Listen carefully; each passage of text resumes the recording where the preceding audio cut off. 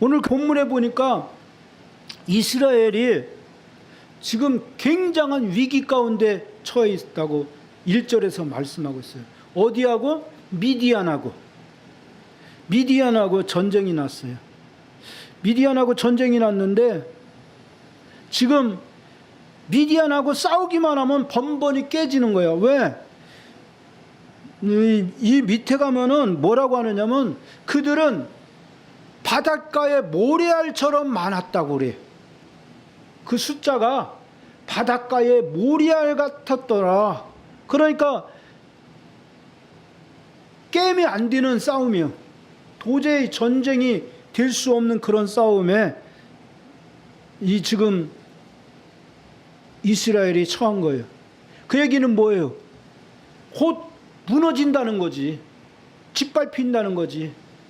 그렇게 되면 어떻게 되겠어요? 사람들은 전부 다 포로로 끌려가고 그냥 사륙 당하는 거야.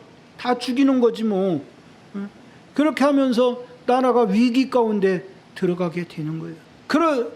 우리가 현실적으로 생각하면은 하여간 한 사람이라도 더 긁어 모아야 되잖아. 긁어 모아야 되는데 2절에 뭐라고 성경은 말씀하고 있냐면은 한번 같이 읽어봐요. 너를 따르는 백성이 너무 많은즉 내가 그들의 손에 미디안 사람을 넘겨주지 아니하리니 이는 이스라엘이 나를 거슬러 스스로 자랑하기를 내 손이 나를 구원하였다 할까 함이니라. 지금 다 긁어 모은 것이 뭐냐면은 한 3만 2천 명, 3만 2천 명이요. 그런데 저쪽 미디안은 몇 명이라고요?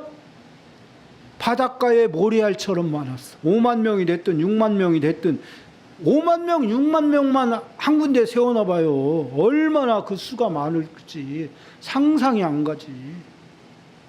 그래서 항상 표현해 바닷가에 모래알처럼 많다. 그렇게 얘기하는 거예요. 그런데 하나님께서는 그들의 수가 많음에도 불구하고 너희들 숫자가 너무나 많대. 그러니까 하나님께서 보시는 관점과 사람의 관점이 다른 거야.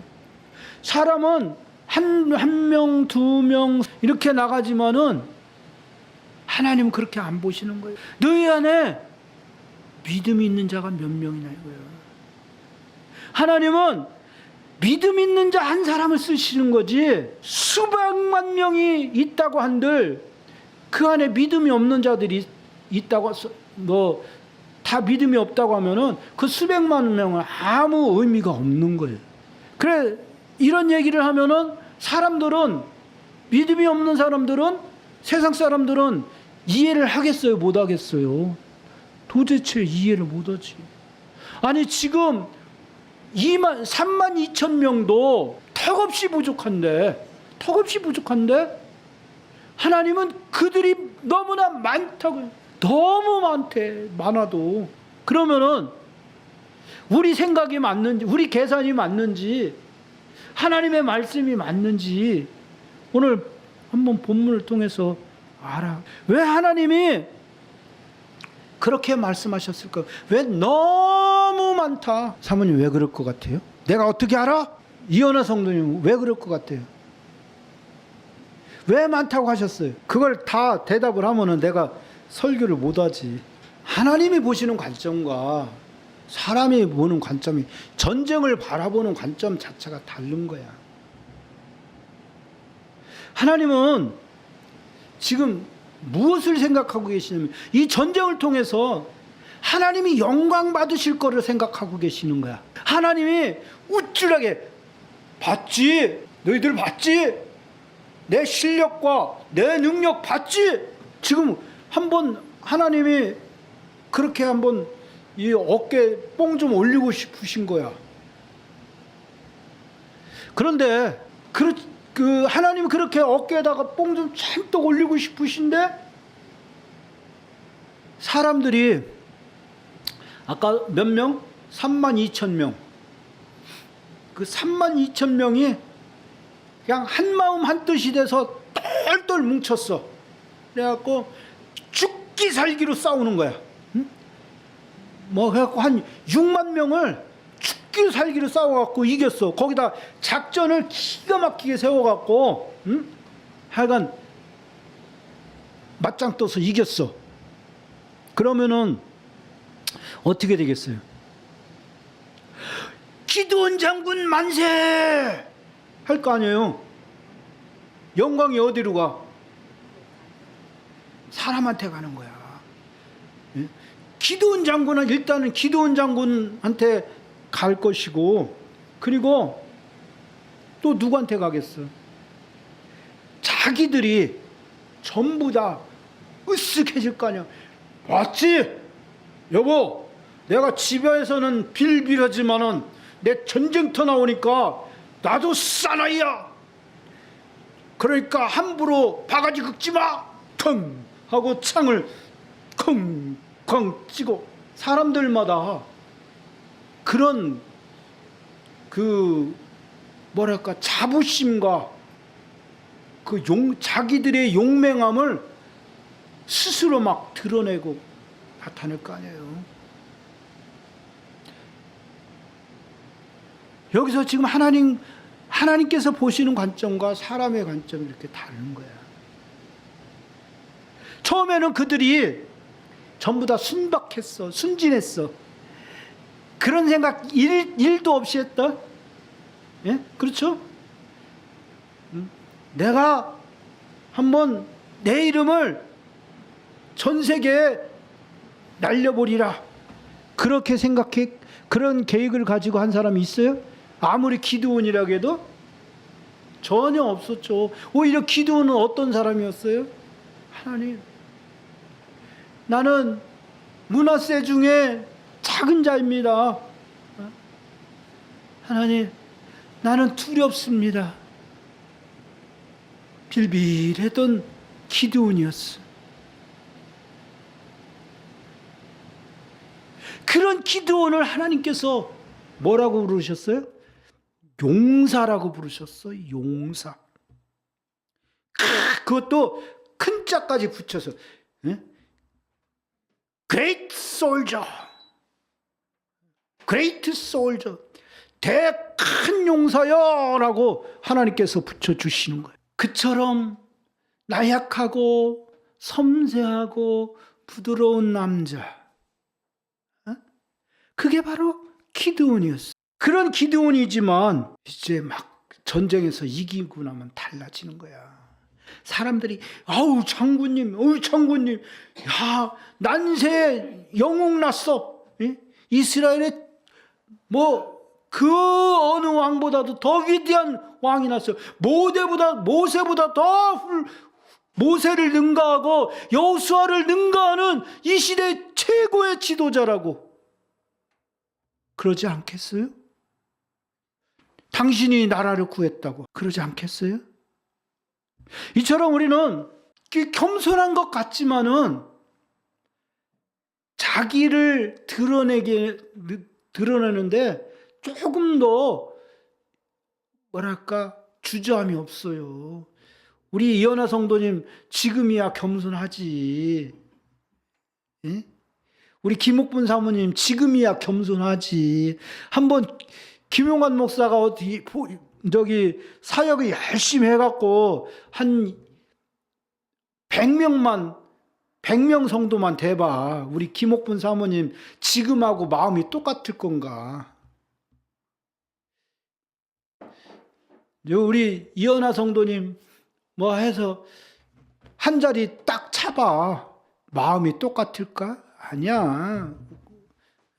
그래서 우리 사람들은 자기 노력, 또 자기 능력, 자기의 힘, 자기의 지도력, 자기의 우월감, 자기의 성취감, 그런 것들을 통해서 우리는 하나님의 영광을 가리는 거예요. 자기 자랑 삼고 그걸 영광을 하나님께 돌리지 않는 거예요. 하나님 그것을 너무나 잘 아시고 계셨던 거예요. 하나님께서 너무나 너희들 숫자가 너무나 많다고 하신 그 말씀 속에는 그런 교만하고 그런 아주 폐악적인 이 사람들의 성품을 잘 아시기 때문에 하나님께서 그들을 약하게 만드시고 낮추시는 거예요. 하나님께서 내가 너희를 낮추고 너희를 구원한 것은 너희로 내가 너희 하나님임을 알게 하려 하심이라고 성경은 말씀하고 있잖아요.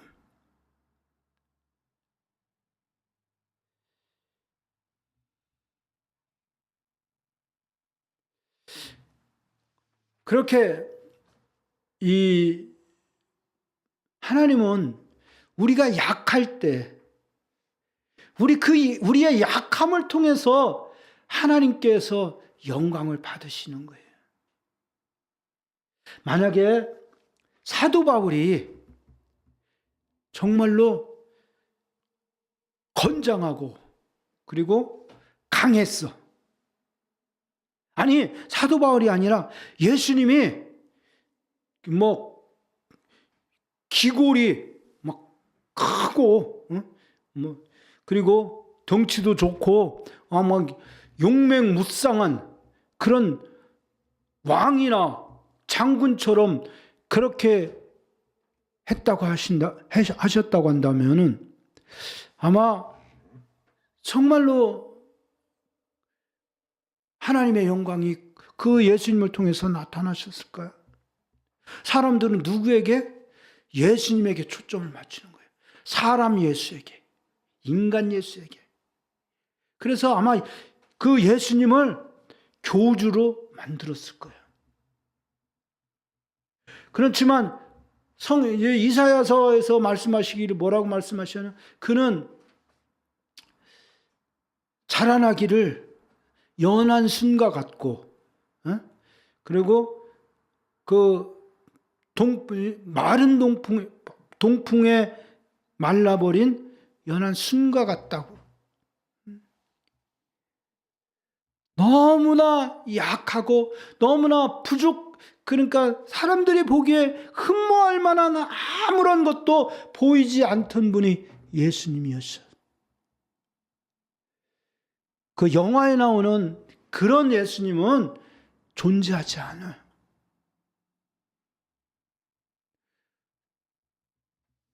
오히려 약하고 또 작고 왜소하고 그런 분이 우리 예수님이었어요. 그래서 좀 전에 드린 것처럼 이사야가 선지자가 얘기해 흠모할 만한 것이 아무것도 보이지 않았다고. 사람들은 어떤 걸 흠모해요? 크고 위대하고 용감하고 그런 것들을 흠모하잖아요. 머리 좋고 이런 것들을 흠모하잖아요. 잘나고 잘생기고 누가 나 같은 사람 흠모하겠냐고요.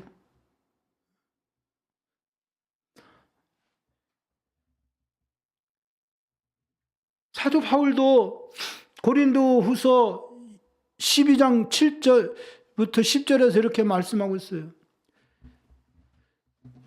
여러 계시를 받은 것이 지극히 크므로 너무 자만하지 않게 하시려고 내 육체의 가시 곧 사탄의 사자를 주셨으니 이는 나를 쳐서 너무 자만하지 않게 하려 하심이라. 이것이 내게서 떠나가기를 위하여 내가 3번 간구하였더니 나에게 이르시기를 내 은혜가 내게 족하도다. 이는 내 능력이 약한 데서 온전하여짐이라 하신지라.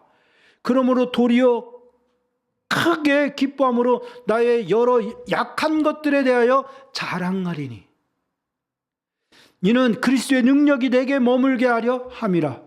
그러므로 내가 그리스도를 위하여 약한 것들과 능력과 궁핍과 박해와 곤고를 기뻐하노니 이는 내가 약한 그때에 강함이라. 내가 약해져 있을 때 누가 강해? 아니, 내가 강한 게 아니라 하나님의 역사가, 하나님의 능력이 내 안에서 강하게 나타나는 거예요. 왜 이게 체력만 가지고 이야기하겠냐고. 우리의 늘 질병에 시달리는 사람이 얼마나 많냐고.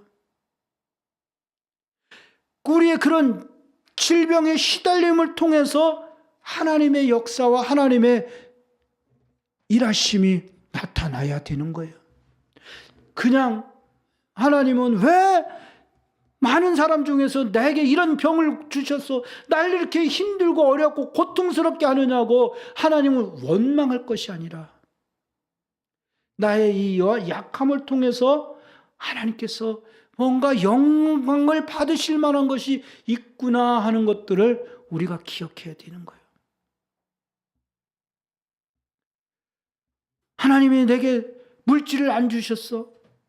내가 그렇게 열심히 일하고 밤낮 수고하는데도 불구하고 왜 나는 돈이 없어서 맨날 찔찔찔찔 매고 찔찔 짜냐?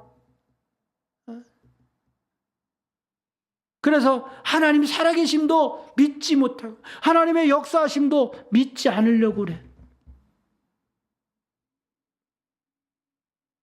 그것이 아니야. 하나님은 우리의 그런 가난함을 통해서 일을 하시는 거예요. 우리가 그것 때문에 무너지고 넘어지고 멸망해서는 안 되는 거예요. 지금 당장 우리를 덮고 있는 그 모든 환경과 여건을 디디고 일어서야 되는 거예요. 무엇으로? 믿음으로. 하나님께서는 강한 자를 꺾어서 그것이 자기의 능력으로 된 것이 아니라 하나님의 은혜로 된 것임을 알게 하려고 우리를 그렇게 약하게 하시고 그렇게 가난하게 하시고 그렇게 만들어 주신 거예요. 그렇기 때문에 우리는 항상 내가 약한 그때 하나님의 능력이 나타나는 사실을 기억해야 할 것입니다. 그런데 하나님께서 그렇게 영광을 받으시려고 하는 이유가 뭐예요? 하나님 왜 그렇게 영광에 집착을 하십니까? 하나님 좀 내려놓으시지요?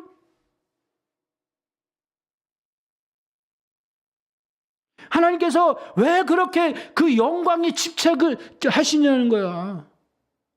그냥 도와주시면 끝나는데, 이 32,000명 데리고 가셔서 승리하게 하시면 끝나는데, 왜 그렇게 하나님은 영광에 집착을 하시느냐.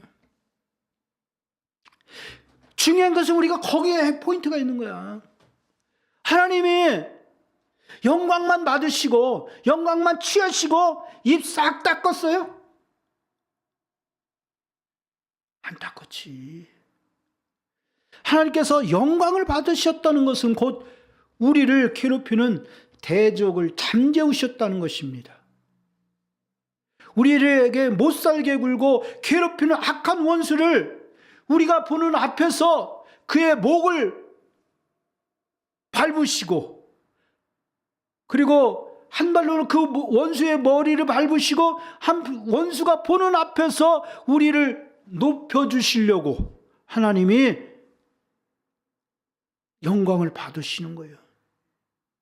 그러기 위해서는 하나님이 영광을 받으시기 위해서는 먼저 우리가 준비해야 될 것이 있는데 첫째, 두려움이 없어야 된다는 거야. 두려움은 우리에게 하나님과 사이에 틈이 벌어져 있다는 거예요. 뭐? 죄라고 하는 틈이 벌어져 있다는 거예요. 어떻게 이렇게 두 손이 이렇게 딱 붙어 있어요. 이게 완전히 딱 붙어 있으면 가운데 뭐 공기나 뭐가 들어갈 틈이 없지요. 손과 손만이 존재하는 거지 다른 이물질이 존재할 수가 없어요. 하지만 여기에 우리가 이만큼 떨어져 있으면 이 사이에 뭐가 있어요? 공기가 들어가고 별의별 놈이 다 들어가. 마찬가지로 영적인 것도 똑같아요. 하나님과 우리 사이에 틈이 벌어져 있기 때문에 그 사이를 두려움이라고 하는 악이 파고드는 거예요. 이사야 12장 2절은 이렇게 말씀하고 있어요. 보라, 하나님은 나의 구원이시라. 내가 신뢰하고 두려움이 없으리니 나 여호와는 나의 힘이시며 나의 노래시며 나의 구원이심이라. 하나님이 나의 구원이심을 믿는 사람은 두려움이 없는 거예요. 하나님의 힘으로, 하나님의 힘을 나의 힘으로 믿는 사람에게는 두려움이 없는 겁니다. 아멘. 하나님을 나의 노래로 삼는 자에게는 두려움이 없는 겁니다. 하나님을 나의 구원자로 믿는 사람에게는 두려움이 없습니다. 두려움이 없습니다. 세상에 하나님이 이길 자는 아무도 없기 때문에. 그런데 우리는 어떻게 살아요? 두려움 속에서 헤어나오지 못하고 살고 있죠. 저도 이번에 몸이 아프니까 마음까지도 약해지더라고요. 그 마음이 약해지니까 그다음부터는 뭐가 들어와요? 온갖 두려움이 나를 엄습해 오는 거야. 염려, 근심, 걱정이 나를 휘감고 막 들어오는 거예요. 처음에는 두려웠습니다. 하지만 그때 하나님께서 주시는 마음이 뭐냐? 하나님은 나를 목사로 삼으시고 이 땅에 개척하게 하시고 12년이라고 하는 세월 동안을 이곳에서 목회하게 하셨어요. 그건 뭐냐? 지금도 하나님이 나를 붙들고 계신다고 하는 거예요. 하나님과 나 사이에 틈이 없어야 된다는 거예요. 내가 지금 그 질병 때문에 두려움을 가졌다고 하는 것은 하나님과 나 사이에 분리가 일어났다는 거예요. 여러분, 하나님과 여러분 사이에 분리가 일어나면 안 돼요. 하나님과 여러분 사이에는 쫙 달라붙어 있어야 되는 거예요.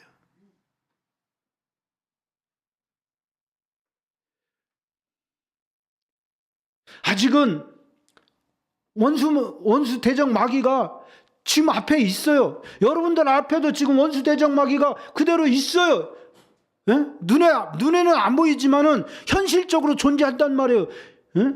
내가 믿음을 가졌다고 해서 당장 현실 문제가 해결됐나요? 안 됐어요. 마귀가 아직 그대로 있는 것 같아요. 그러나 분명한 것은 그 원수대적 마귀를 하나님께서 반드시 우리 앞에서 사라지게 만드실 것이라고 하는 거예요. 그것을 우리는 믿어야 돼요. 우리의 원수 마귀는 반드시 소멸될 것입니다. 우리가 두려워하지 않고 하나님을 의지하면 그들은 곧 사라져 버릴 것입니다. 문제는 뭐냐면 우리가 믿음이 없으니까 의심하는 거야. 의심하니까 어떻게 되겠어요? 원수가 도망가려고 하다가 흔들흔들 하다가 그 자리에 그대로 서 있는 거예요. 그러면서 그렇기 때문에 우리는 깨달아야 돼요. 중요한 게 뭐예요? 중요한 것은 원수 마귀가 아니에요. 그건 실상이 아니란 말이에요. 실상은 뭐가 실상이에요? 믿음. 믿음만이 실제란 말이에요.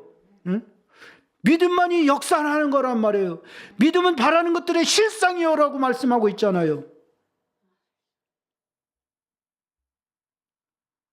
그렇기 때문에 우리는 믿음대로 행해야지 본능대로, 지가 본 대로, 지가 생각한 대로 그렇게 행해서는 안 된다는 것입니다. 보세요.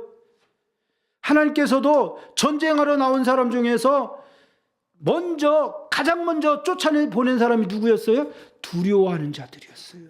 두려워하는 사람은 집으로 가! 그러니까 아싸 하고서 도망간 놈이 몇 명? 22,000명. 대부분의 사람들은 그렇게 말해요. 아니, 기드온 장군 정신 나갔어요? 전쟁하려고 하는 거예요? 혹시 당신 미디안의 간첩 아니에요?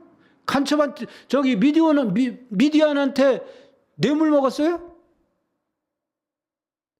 어떻게 그렇게 할 수가 있어요? 아니, 생각을 해봐요. 아니, 당신이 아무리 무식해도 그렇지. 어떻게, 전쟁하러 나온 사람을 뒤로 돌려보낸단 말입니까?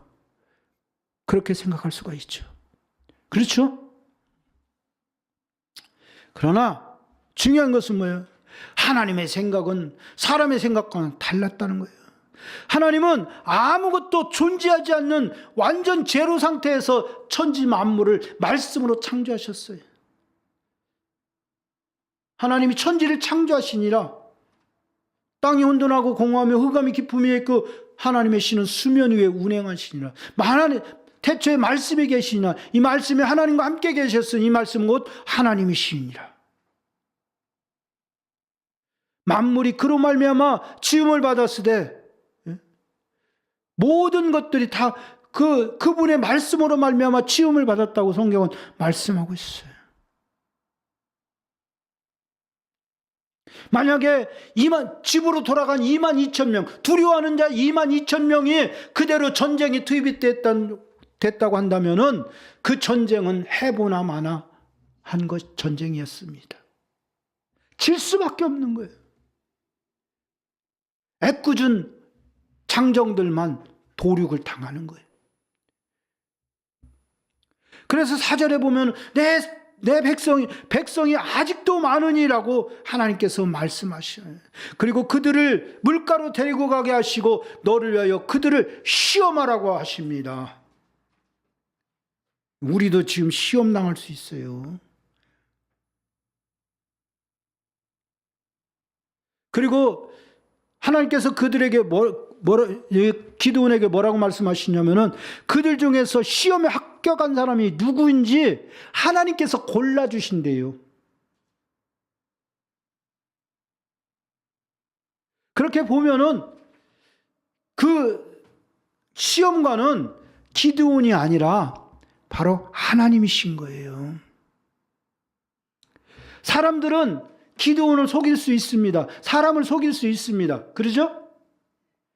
그러나 하나님은 속일 수 없습니다. 이게 중요한 거예요. 우리는 하나님의 눈길을 절대 피해서 도망갈 수 없어요. 하나님이 지금도 우리를 여러 쳐다보고 계시는 거예요. 누가 딴 예배 드리면서 딴 생각하고 있는지, 두려워하는지.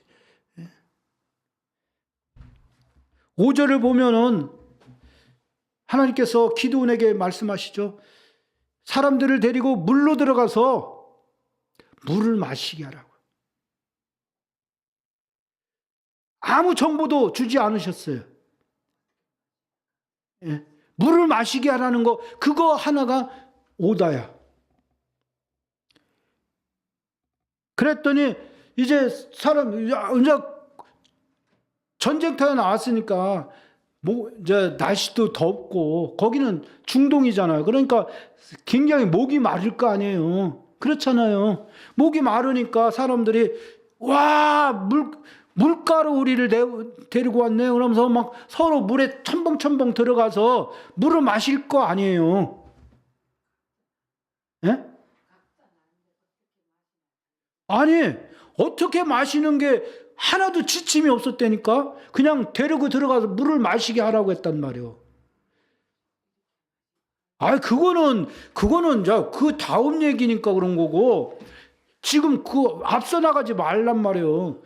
지금 뒤에 있는 얘기만 갖고 우리 얘기하는 거예요. 5절만 갖고 얘기하는 거예요. 그러면은 그냥 편하게 마시라는 거예요. 편하게. 예? 그런데 거기에서 두 종류의 사람들이 나왔어. 하나는 개처럼 무릎을 꿇지 않고 머리를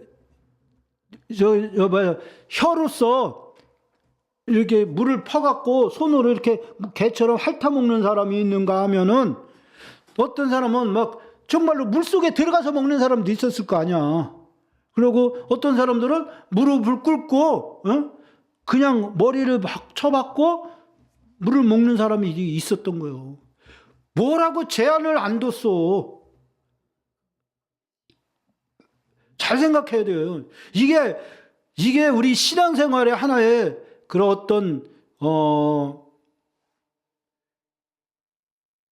우리 신앙생활, 하나님께서 우리를 시험하시는 하나의 관문일 수도 있는 거예요. 그리고 물을 다 마시고 나니까 사람들에게 하나님께서 이제 그때서 비로소 말씀하시는 거죠. 개처럼 물을 핥아서 먹은 사람들과 또 무릎을 꿇고 엎드려서 먹은 사람들을 나눠라. 아무런 전제 조건이 없어요. 그리고 왜 그랬는지 성경은 말씀하고 있지 않아요. 그렇지만 우리가 그냥 인간적인 방법으로 그 인간적인 원리를 가지고 생각할 때는 그래, 손으로 물을 퍼올려서 개처럼 사방을 쳐다보면서 이렇게 먹는 사람은 뭔가 사방을 경계하면서 먹었기 때문에 그 사람들을 선택했을 것이다. 그렇게 우리가 얘기를 하고, 또 이 무릎을 꿇고 먹은 사람, 먹는 것을 위해서 무릎을 꿇었다, 그런 의미를 우리가 부여를 하지만은 그것이 절대적인 건 될 수 없는 거예요. 중요한 것은 그게 300대 얼마요? 9,700명. 300대 9,700명으로 나눠졌다는 거예요. 아마 하나님께서는 더 적은 쪽을 선택하지 않았을까? 네? 의미를 시험하여라고 하는 그런 말씀도 있긴 하지만, 그래서 무릎을 꿇다고 하는 것은, 그 무릎을 꿇고 물을 마셨다고 하는 것은 뭐예요?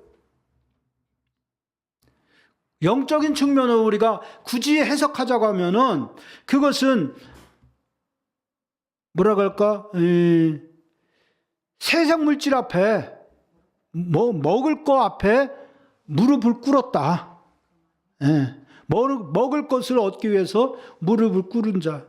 세상 물질과 하나님이 다른 것을 위해서 무릎을 꿇었다. 왜 그러냐면 너는 나 위에 다른 신들에게 절하지 말라 말씀하고 있잖아요. 그게 이제 십계명이잖아요. 그 십계명을 기준으로 보면은 무릎을 꿇고 물을 마신 사람들은 잘못된 거지. 그리고 나머지 개처럼 물을 핥아먹은 사람들은, 이 사람들은 무릎 꿇은 게 아니라 물을 퍼 올려서 개처럼 이렇게 핥아먹었다는, 그 먹을 것을 위해서 무릎을 꿇지 않았다는 거지. 그러니까 신앙적인 그런 그 주권이 세워진 사람들. 그래, 하나님의 말씀을 기억하고